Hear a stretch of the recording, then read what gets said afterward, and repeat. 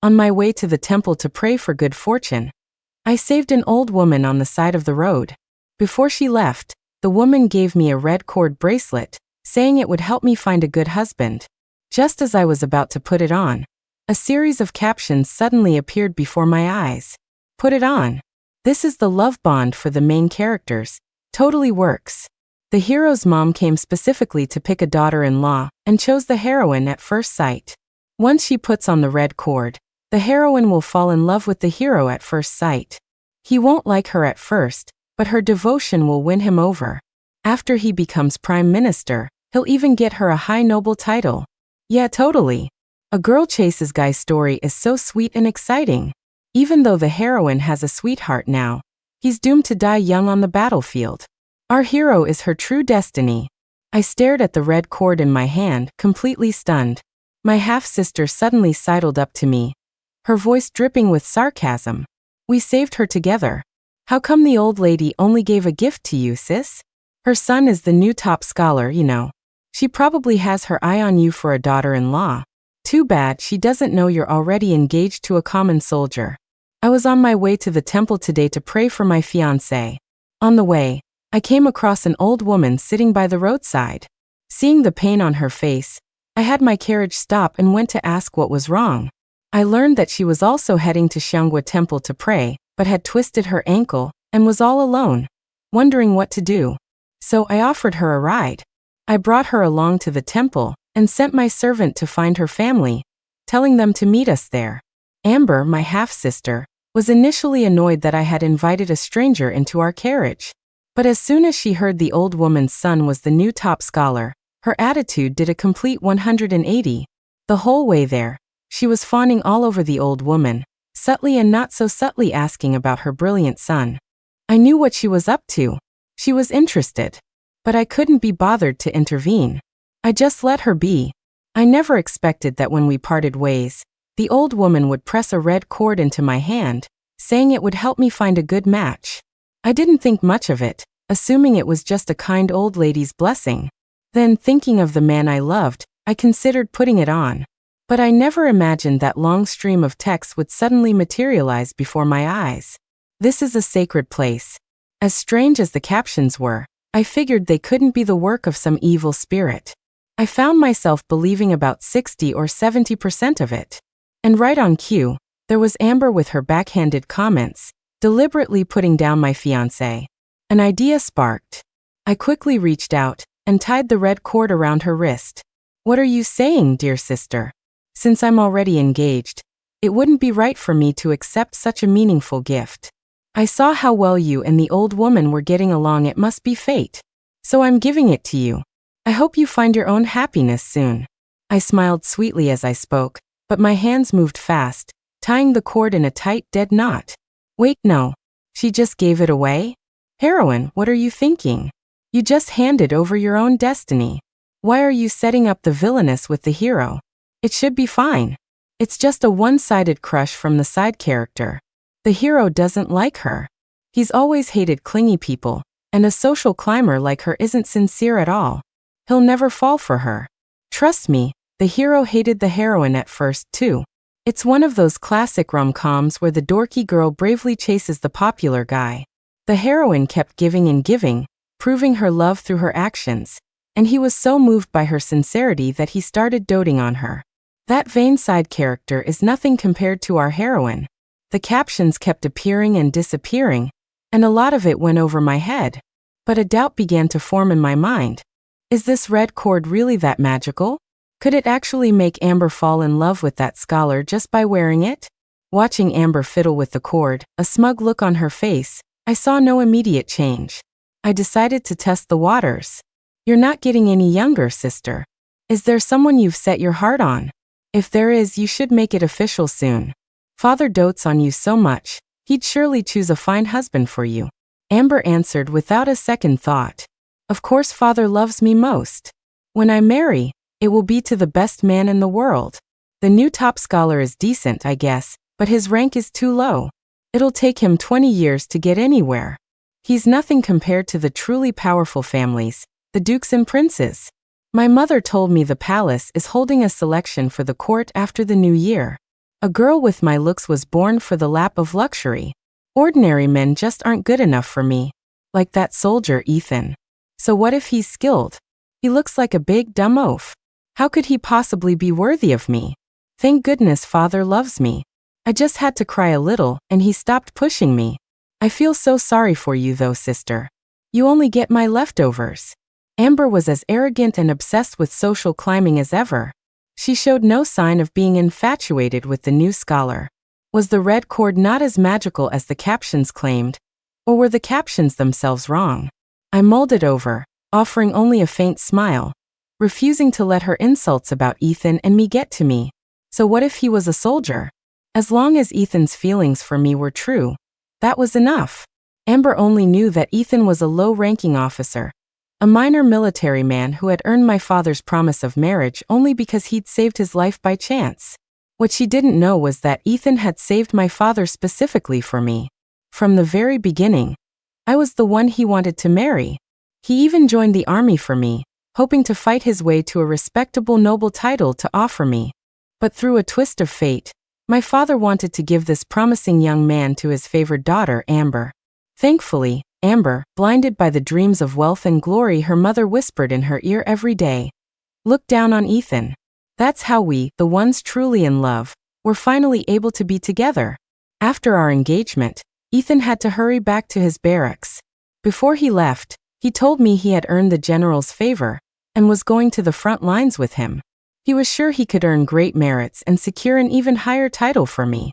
I came to the temple today specifically to pray for his safety, but those captions said Ethan would die on the battlefield, and in the most humiliating way possible.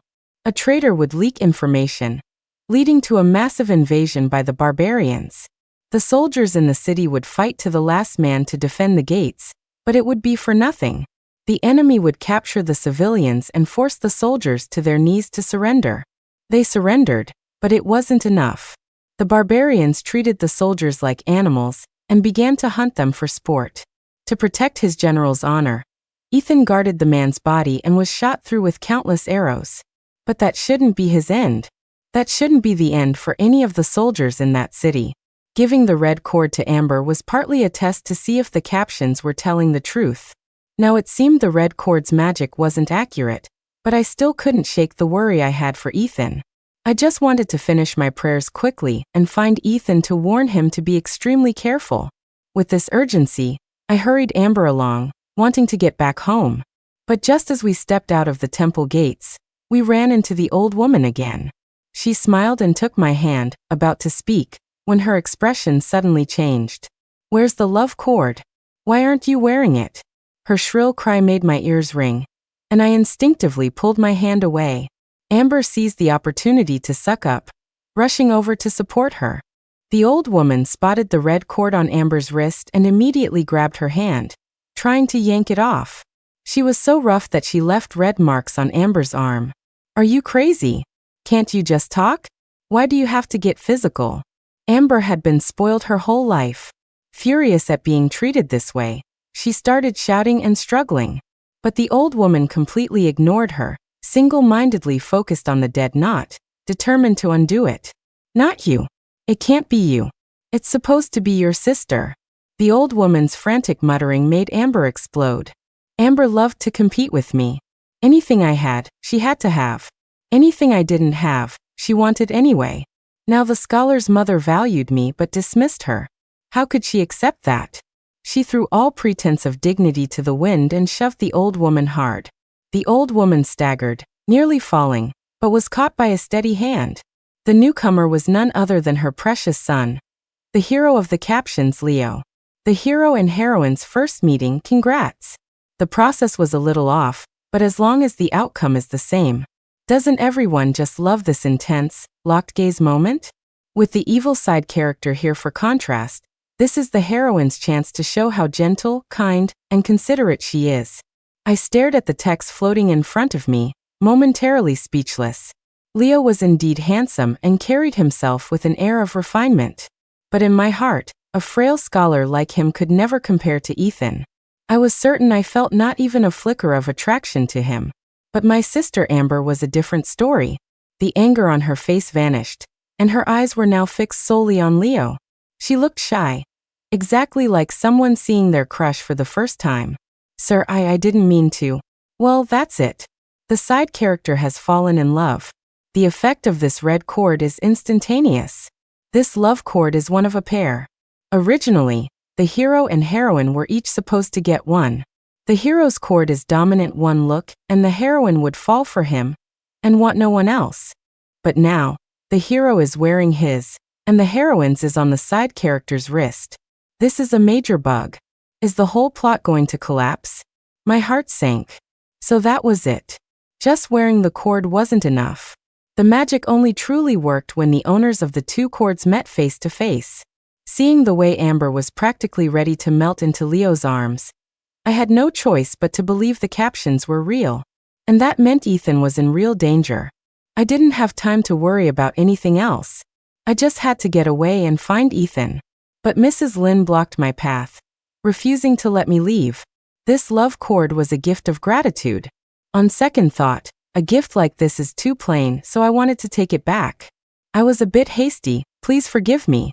Mrs. Lynn was determined to get the red cord off Amber's wrist, even offering to pay a formal visit to our home another day with a grander gift to thank us. The hero's mom is really set on the heroine.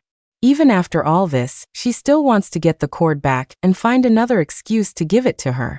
Ugh, the hero's mom is no saint. After the heroine marries in, she gives her nothing but trouble. She just hasn't figured out the side character is from a concubine and assumes her dowry won't be as big as the heroine's. Exactly. The heroine's family are royal purveyors, loaded with money. The hero's family is dirt poor. His mom has to find him a rich wife. Plus, a merchant's daughter is easier to control. Once she marries in, she can use the heroine's dowry to fully support her son. TSK, what a schemer. If the main couple's romance wasn't so cute, I couldn't even watch this. You said it. A biased father, a sick mother, a broken home, and our poor little heroine.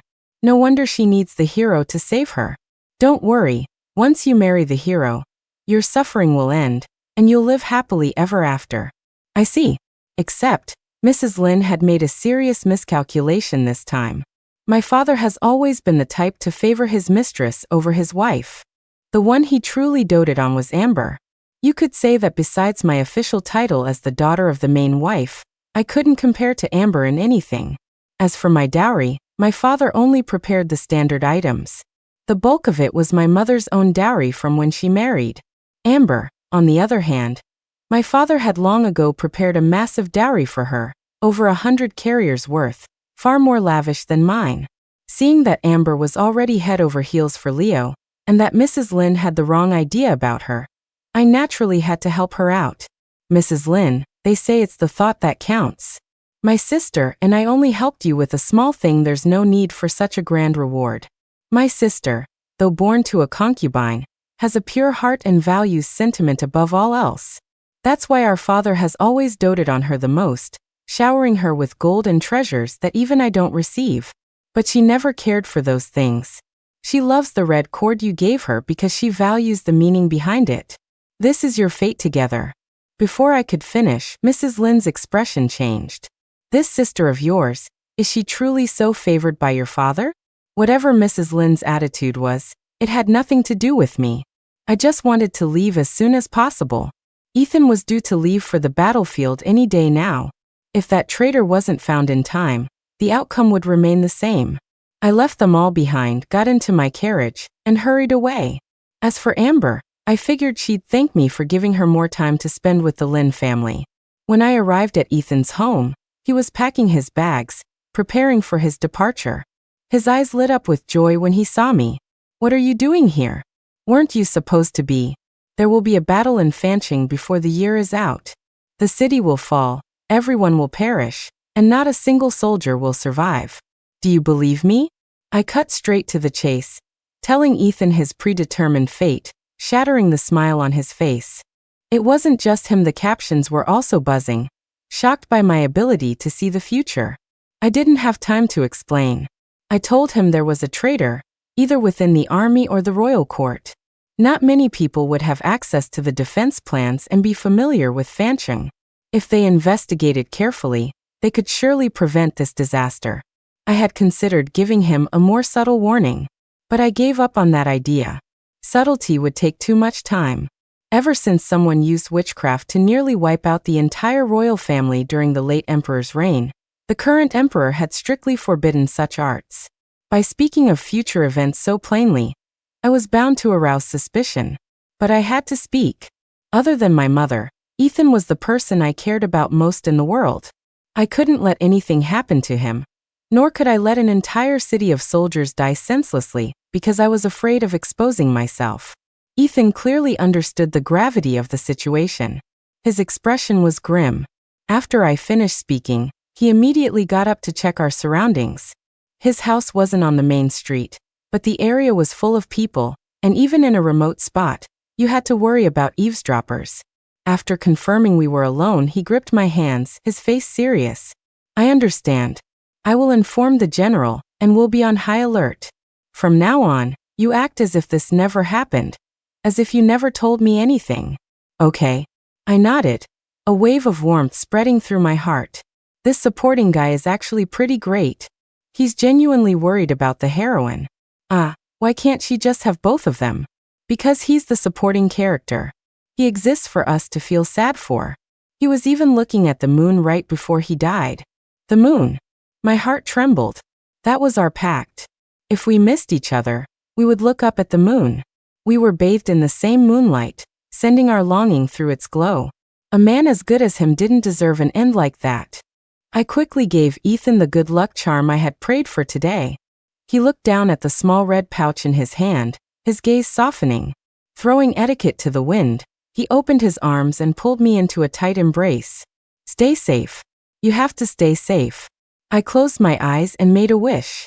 To prevent what the captions foretold, I even worked day and night to make a protective chest plate, managing to get it to Ethan just before he left. I just hoped it would give him one more layer of security. But just when I thought everything was taken care of, devastating news came from the front. The Battle of Fancheng had happened ahead of schedule. The fighting was brutal, and more than half the soldiers were killed or wounded. And Ethan, by the time the military report reached the capital, he was still missing. He was gone. I was just about to start a letter to him when the news hit me. For a long moment, I couldn't process it. It's impossible. I already warned him. It was supposed to change. Jade. A warm touch on my wrist brought me back. My mother was looking at me with worry. An ink blot had dripped onto the letter paper on my desk, spreading like a bloodstain. I quickly crumpled it up, pretending not to see it. It's okay, Mom. You should go rest. He promised he'd marry me next spring. He's a man of his word.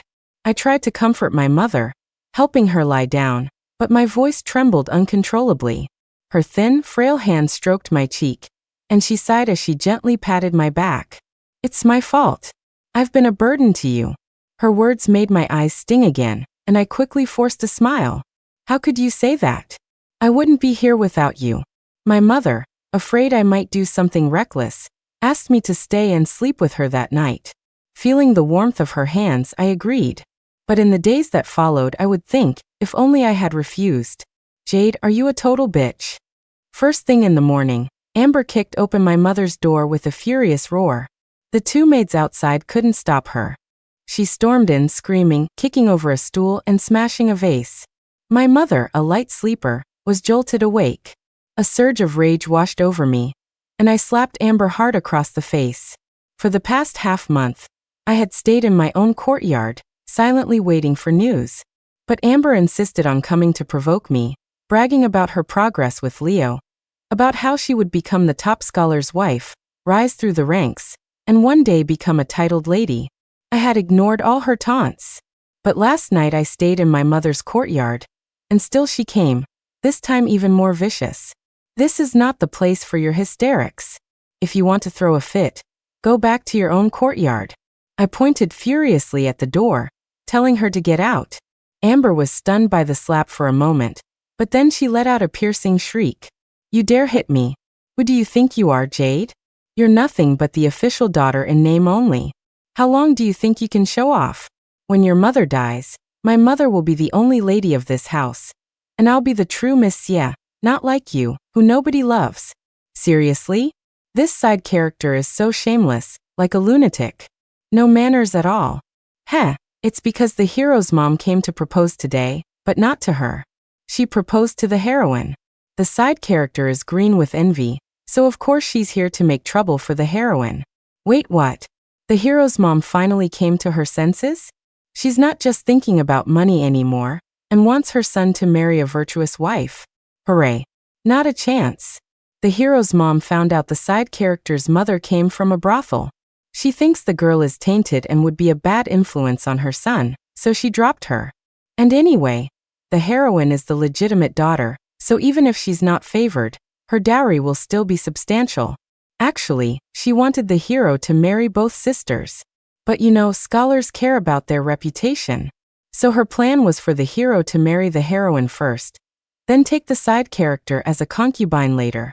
No wonder Amber was so furious, but that was no excuse to storm into my mother's room and cause a scene.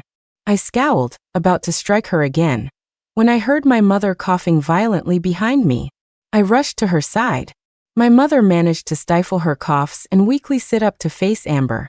The second miss can go outside right now and shout, cough cough, that you're wishing for the death of your official mother. We'll see if your precious suitor still dares to marry you then. That single sentence hit Amber's weak spot. She gritted her teeth, her eyes filled with rage. Fine. So it was you, you old invalid. You think because you're dying, you can secure a good marriage for your daughter? Take a look at your daughter. Is she even worthy? That soldier's fate is unknown. I say Jade is a jinx who cursed him to death. Her fiancé's body isn't even cold, and now she's going after my husband, stealing a man from her own sister.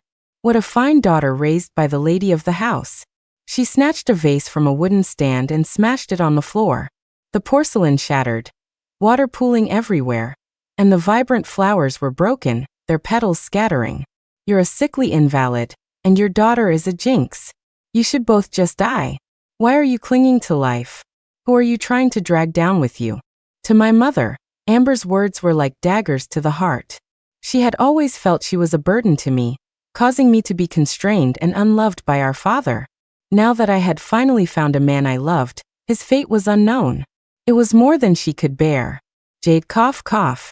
My mother tried to say more, but instead, she coughed up a large mouthful of blood. Then her body went limp and she collapsed to the floor, her face deathly pale. Mom, I wanted to tear Amber to pieces, but all I could do was scream for the servants to get a doctor. The two maids at the door were frantic, but they were stopped in their tracks by a sharp voice. My father, who hadn't set foot in my mother's courtyard for years, had appeared. The Lin family is waiting in the front hall. What are you still doing here? Can't you see Mom is coughing up blood? I need a doctor. If you won't get one, then get out of her courtyard. I'm staying with my mother. As for the Lin family, whoever wants to marry into it can go. My father's face darkened. He shot me a warning look before turning to my mother, who lay in my arms spitting blood. He spoke coldly. If you want her treated, fine. You come with me to the front hall, and you sign the marriage contract. Otherwise, you can let your mother die right here. Go ahead, try me. See if anyone dares to fetch a doctor for you without my order. Madame Lu was already waiting in the front hall. The guests she was graciously entertaining were none other than Mrs. Lin and Leo.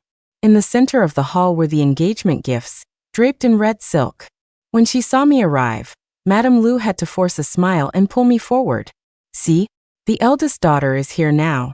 She spun me around as if I were an item up for inspection. Not bad, Mrs. Lin began, though the young lady looks quite a bit more haggard than before. If you ask me, some people and things are best left in the past. Dwelling on them will only fester, harming yourself and others. Don't you agree? Mrs. Lin took my hand, lecturing me with her so-called life experience in a patronizing attempt to persuade me. I knew what she was trying to say. Forget Ethan, marry her son, and be a good, obedient wife. But at that moment, all I could think about was my mother. Her warm blood still felt slick on my fingertips. No matter how much I wiped them, the feeling of her blood wouldn't go away. For the first time, death felt so close I could touch it. If I were to say it, let yesterday die with yesterday. You have to let go of what's gone and look forward. The future is always brighter, isn't it? My face suddenly went cold. I snatched my hand back. I don't need your concern, Mrs. Lin. And I certainly don't need you to lecture me with a life you clearly don't understand yourself. I know perfectly well what I need to do. No one expected me to snap like that. But it didn't matter. I had only agreed to meet them, not to get engaged. Mrs. Lin's face soured, and she withdrew her hand. It seems the Xie family's sincerity is lacking. My son is the top scholar. Countless families wanted him for a son-in-law, and he refused them all. We only came to propose today because you once helped this old woman. Otherwise, how could a merchant's daughter like you ever hope to marry into my son's station? Mother, if Miss Xie is not interested, let us leave. Leo, who had been silent until now, suddenly said. He gave me a long, cold look and turned to go. My father shot me a furious glare and hurried forward to stop them. Madame Lu put on a show of consoling Mrs. Lin, though the schadenfreude in her eyes was practically overflowing. Amber was even more direct, stepping in front of Leo to boldly sell herself. Mr. Lin, my sister is blind for not wanting to marry you. But you could look at others. Instead of marrying a cold-hearted woman and living as a miserable couple, why not choose someone who will genuinely care for you? From the moment I first saw you, I have been utterly smitten. Not sure what to think. Is the red cord's magic this lame?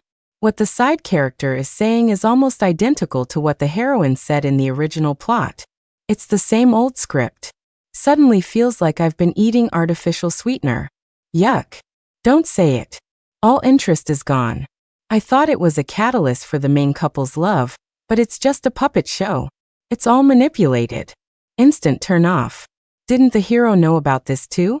He's just a silent beneficiary, enjoying the perks.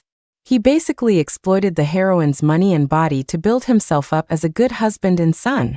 Wow, what a disgusting hero. I looked at Leo, who was now coolly appraising Amber, and a wave of nausea washed over me. Another man just like my father. Even with my vehement objections, my father refused to give up on Leo, a son-in-law he considered a prize catch. Since Mrs. Lin was dead set against having a daughter-in-law whose mother was a prostitute, the marriage fell squarely on my shoulders. They even set the dates. The engagement in 5 days, the wedding in half a month. These were the most auspicious dates in the near future. The reason for their rush was that my mother was dying. The doctor had come and diagnosed her with only a month left to live. There was no cure. All he could do was make her passing more comfortable, to lessen her suffering. And my father? He just wanted to marry me off before my mother died to avoid the mandatory 3-year mourning period and lock down his precious son-in-law. In the end, this is all for you. When it comes to your own benefit, not even your favorite daughter, Amber, matters. I said I won't marry him. If you force me, you'll have to face the consequences. Insolent girl. Jade, are you threatening your own father? I'm telling you, you will marry him, whether you want to or not. He stormed off in a rage. As he left, he specifically ordered his men to watch me, to not let me take a single step out of my courtyard. He used my mother as a weapon again. For every day I went on a hunger strike, he would withhold my mother's medicine for a day. He was determined to make me submit. This dad needs to die. There's no bottom to his depravity. What kind of father does this? His daughter's mother is dying and he's still forcing her to marry. He's insane. The hero is no better. He's just a scummy social climber in a romance novel disguise. He and the heroine's dad are 2 peas in a pod, no wonder they get along. The thought of the heroine being forced to marry him makes me want to kill him. There's no reason to stay in a family like this. I just wonder what the heroine will do. Her mother would surely want her to leave. But to me, wherever my mother was, that was home. It didn't matter where. I lowered my gaze, endlessly washing my hands with clean water. Ever since that day, my hands constantly felt warm and sticky. Only scrubbing my fingers until they were red and swollen could make the feeling go away. My once pale fingers were soon covered in raw, red lines. My father called a doctor, but this was a sickness of the heart, also with no cure. They could only give me medicine to stabilize my mood, which left my limbs weak and useless. He intended to control me this way, to drag me to the engagement banquet. As long as the engagement went smoothly, it didn't matter if I could move or not. As long as I was there, they would get their wish. I sat there, watching everyone at the engagement banquet radiate with joy. The laughter came in waves, and after a while, it started to sound like the howling of wild beasts. Everyone was waiting for the main characters to appear. But as time ticked by, the beasts grew impatient. Madame Lu, priding herself on her superb management skills, would not allow the guests to become unhappy. She called a servant over and told him to hurry things along. The servant returned shortly, his face pale with panic. Madame Lu's once flawless smile began to crack. I slowly rose from my chair. What's wrong, Madame Lu? The auspicious time is almost here. Where are my father, Mrs. Lin, Mr. Lin, oh, and Amber? Why haven't they appeared? I chuckled softly. Madam, we can't keep the guests waiting. Let's go hurry them along together. Madame Lu glared at me with pure hatred. It was you. You did all of this. I forcefully pulled down Madame Lu's pointing finger and yanked her in front of me. So what if it was? You can't stop it. Just as I said, Madame Lu was powerless to stop the curious guests. I held her tight, giving her no chance to even call for reinforcements. Her loyal maids lost their nerve, not daring to block the path of these wealthy and influential guests. As I dragged Madame Lu into the rear courtyard, a roar erupted from the crowd. They shouted about impropriety, about averting their eyes. Yet their own eyes were wide as saucers, terrified of missing a single detail. Madame Lu was still struggling, desperate not to see what was coming, but I wouldn't grant her that wish. I dragged her forcibly towards the room.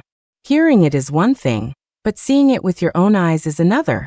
I even pried her eyes open, making it impossible for her to look away. OMG, my eyes. Why is there a middle-aged couple too? It's the heroine's scumbag dad and the hero's idiot mom. This is a 5-person train wreck. This move is genius. If I were the heroine, I'd do the same thing. Seriously, well played. These people deserve this. Get away. It's all fake. I don't believe it. Madame Lu shrieked in despair, trying to deceive herself, but she had to accept reality. The 4 writhing figures in the room gradually came to their senses amidst the screaming. When they saw who was next to them, they too let out horrified screams. My father was the first of the 4 to compose himself, even trying to calm the other 3. Don't be afraid. We can still fix this. Yes, we can fix this. No, you can't, I said with a smile, breaking the strange tension between them. The 4 of them saw me appear, holding Madame Lu hostage, and their faces changed. Outside the wide open door, the dark mass of the crowd was impossible to ignore. Close the door. Don't look. Aw. The 4 people on the bed scrambled for blankets and clothes, trying to hide their disgraceful behavior. Another round of panic screams erupted, which to me was music to my ears. I savored their ugly predicament for a while longer before mercifully releasing the now hysterical Madame Lu. She immediately lunged at my father, tearing at his clothes and slapping Mrs. Lin, who was next to him, several times. The scene devolved into chaos. I burst out laughing, a deep, cathartic laugh. Wow, the heroine has actually lost it. To pull something like this, she's throwing her own reputation away too. These monsters drove a perfectly good heroine to this. They all deserve to die. You bitch, was it you? Amber, standing behind Leo, shrieked at me. I wiped away a tear of laughter from the corner of my eye. How could it be me? My dear sister, you need proof to make such accusations. They had no proof, only impotent rage. After today, the Xie family's reputation was utterly destroyed. They were still cursing me, saying my mutually destructive methods left no room for retreat. Room for retreat? Ha ha ha. I looked coldly at the 5 of them before me. The moment my mother died, there was no turning back for me and the Xie family. It was either my destruction or yours. My mother died on the 2nd day of my confinement. She refused to cling to life for another month, taking her own life, filled with apology and guilt for me. When I finally managed to sneak out of the courtyard, I found her endlessly spitting up black blood. Jade, it's Mom who's failed you. I've been a fool my whole life, full of regret, and in the end, it was my Jade who suffered. My mother told me she wasn't sick. She had been poisoned. And the only person who could have poisoned her so discreetly was the one who shared her bed. Fly, my child. Fly out of this cage and land on the branch where you belong. Her hand slipped from mine, as light as a falling leaf, yet as heavy as a mountain. My breath caught. I stood there, stunned, for I don't know how long. I would avenge my mother myself. From that day on, I was determined to see them all destroyed. Fortunately, after years of operating within the household, I had a few loyal people on my side. The medicine my father had forced down my throat to weaken me had long since been swapped out. I pretended not to know my mother was dead, putting on an act of being helpless and forced to obey, all to deceive them. I specifically chose today to gather my father, Amber, Leo, and Mrs. Lynn together. I drugged them, not caring how big the scandal would be. I just wanted to ruin them completely. As long as you pay the price, I don't care about anything else.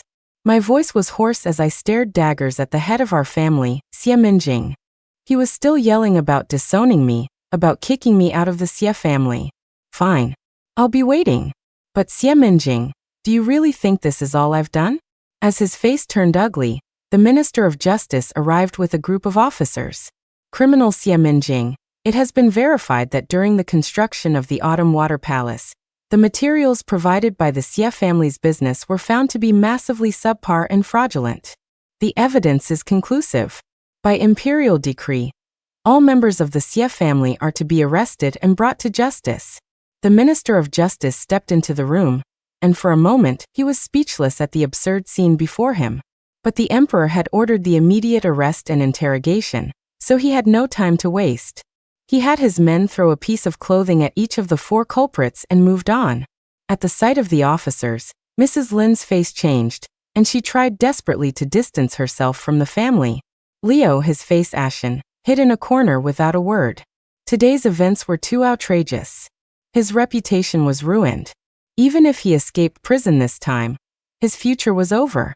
Unlike the others who were screaming about being framed, my compliance surprised the officers. Sigh. The heroine doesn't want to live anymore. Her mom is dead, her sweetheart is probably dead. The only 2 people who gave her warmth died, more or less because of her. No wonder she's depressed. She just wants to die now. Damn it, it's all the scumbag dads and the hero's fault. They're the ones who pushed her to this point. She's so young, she should be a little girl cuddling with her mom. Ugh. This was for the best. The current dynasty had always punished corruption severely. What's more, the palace was for the emperor. My father had skimmed off the emperor himself. Having our assets seized and our family line extinguished would be a light sentence. I would most likely be executed too. I looked up at the blue sky, feeling only a pang of regret. Why wasn't it night? I couldn't see the moon. When the warden opened my cell, I was gazing through the small window at the crescent moon outside. Across the aisle, Amber was manically taunting me, jeering that I would be the first to be tortured and executed, screaming that I deserved it. But things didn't go as she expected. The warden approached and bowed respectfully to me. You have suffered greatly these past days, young lady. As I stood there confused, I caught sight of a familiar figure out of the corner of my eye. I froze, afraid I was mistaken. The figure walked closer and closer, until he was standing right in front of me. Holy crap, it's a miracle. The second male lead didn't die. There's hope for our heroine. Sobbing, for the first time I'm rooting for the second lead to win over the main hero. Please get her out of this darkness. Jade, I'm back. I'm sorry I wasn't here to protect you. Ethan's eyes were filled with pain as he looked at me trembling. He could only repeat his apologies as he pulled me into a firm embrace. I gripped his collar tightly. Ethan, my mother is dead. I don't have a mother anymore. Only in his arms did I finally dare to cry out loud. For a moment, the entire prison was filled with nothing but my heart-wrenching sobs. He led me out of the prison, not even glancing at the 3 members of the Xie family who were still desperately screaming for help.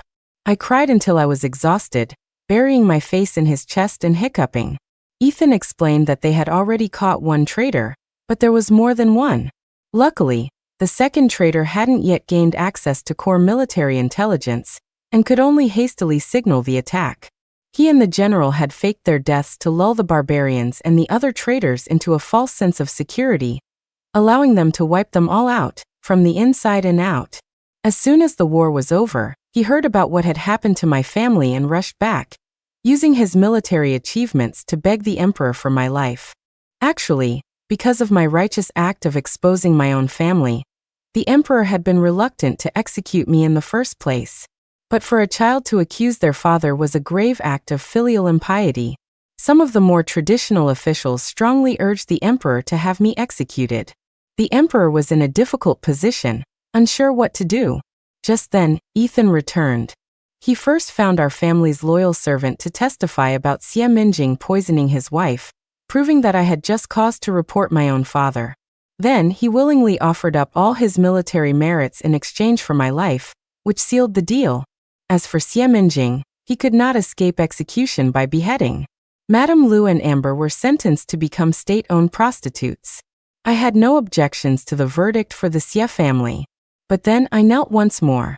Your Majesty, this commoner wishes to accuse the scholar Liu and his mother of using witchcraft to harm others. None of them were getting away. The emperor was extremely wary of witchcraft. After hearing my testimony, he immediately summoned Amber and Liu. On the spot, he ordered a guard to slice the red cord from Amber's wrist. The next moment, Liu coughed up a mouthful of blood. Seeing this, Amber was frantic at first, her thoughts only on her beloved. But soon, a strange expression crossed her face. She looked uncertainly at the pale Liu, shaking her head, then clutched her head and let out a blood-curdling scream. When she calmed down, the love in her eyes was gone, replaced by boundless rage. She began cursing at Liu, even lunging at him, scratching and clawing.